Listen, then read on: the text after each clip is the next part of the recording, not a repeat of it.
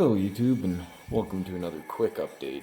Uh, Basically, I just want to show off a couple 3D printed things that I got and kind of a little explanation behind it since in my last video I kind of touched on the topic of 3D printing.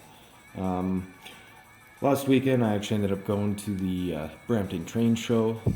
Definitely impressed. It's gotten a little bit bigger, a little bit nicer than it has been previous years, and big respect to Dan and Jason over at Rapido. Gotta love that bus. My son had fun sitting in the driver's seat and playing around there with it, so that was pretty awesome. Went there on Saturday, hoping to find some early bird deals and stuff. One thing I'm finding is not a lot of deals, or at least not like it used to be back in '08 and '09. Now some people are charging list or even above list at the show for something that you can easily just leave the show and go to your local hobby dealer and get. So I mean, I don't really know what crack these guys are smoking, but they definitely should be changing brands because I don't see anybody buying much stuff at train shows these days. It's just it used to be all about seeing the models, seeing the clubs come out with their modules, and then seeing other people's work, and then also the other half of the fun was kind of going shopping and finding some really good rare stuff or really good bargains. Like I said, just not happening anymore. But moving on with the update. So the 3D printed speaker baffles that I used in the last video came from Shapeways, and got a few more things from Shapeways as well. So I'm just going to cover those off first. One cool item is these things here. Basically, it's HO scale parking spaces for handicap spots. So it's two, just open it up. So it's actually two pieces. So basically, you put the first one down, spray your lines in your blue, and then you go back over it using that to match up your lines, and then you just hit up the logo. Guaranteed picture perfect handicap parking spot every time. So that was just one cool thing that I got.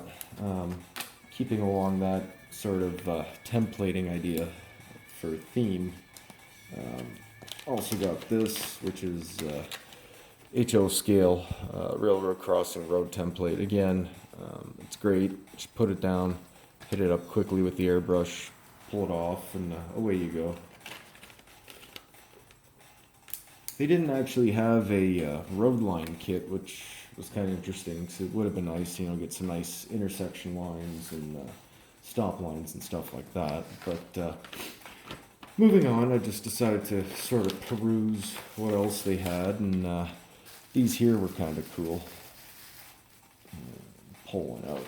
There we are. There's two of them.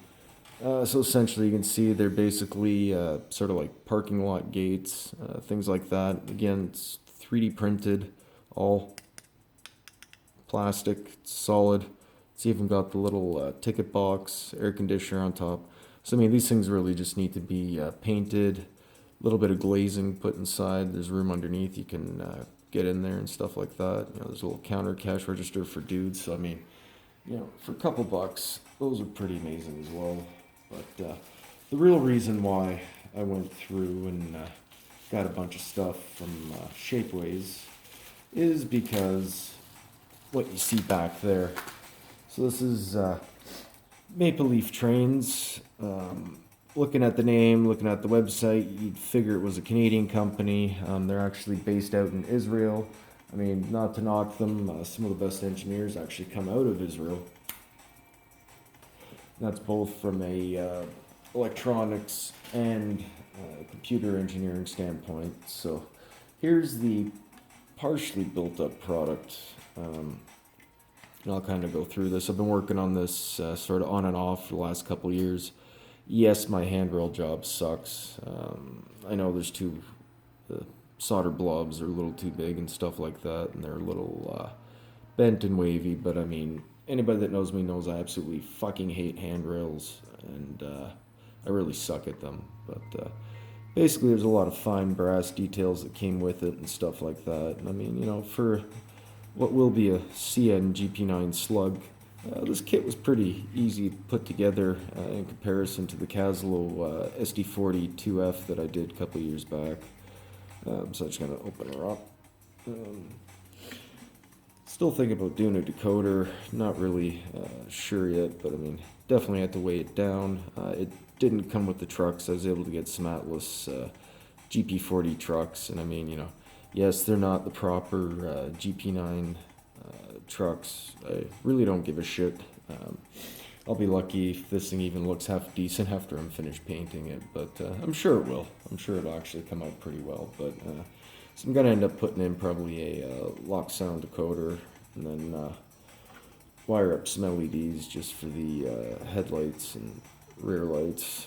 But the one thing you'll notice that's missing is there are no steps, and what came in the box were some really flimsy brass etched steps that I had to kind of like origami fold, and it wasn't gonna happen basically.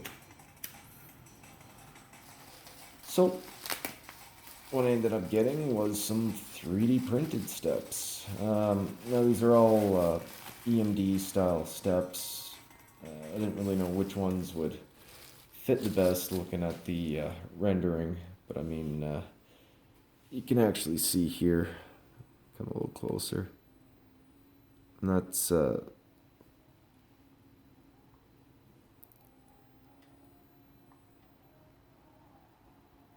those are actually, there you go, that's a better angle. You can actually see they're see-through, so I didn't know which ones would fit the best looking at this.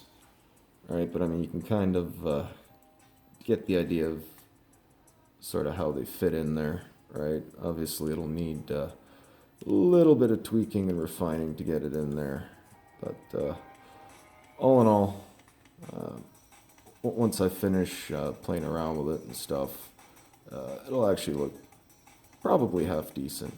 But I just thought that was amazing. I was able to get 3D printed steps, and again, if you look at the walkway, etching detail and stuff, it's pretty sweet. And again, right, the bottom pieces are all see-through.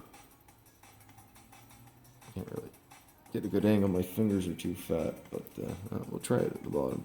There you go. So I mean, that's all 3D printed. I just thought that was absolutely cool stuff. So basically, my plans are gonna be to try and get this thing going, and a little bit of focus would help. But yeah, so my plans are basically try and get this thing going in the next couple weeks, up and running with a decoder, painted. Probably gonna do one of the older CN schemes, red on the noses, and then pretty much black all the way through. Number in the middle, no stripe or single stripe like they have on the newer locomotive units. But I just thought, you know, in case you guys wanted to see a little bit more with what's available out there in the 3D printed world for HO scale, you know, they definitely have some cool options. So that's about it for this update. Until next time, see you around.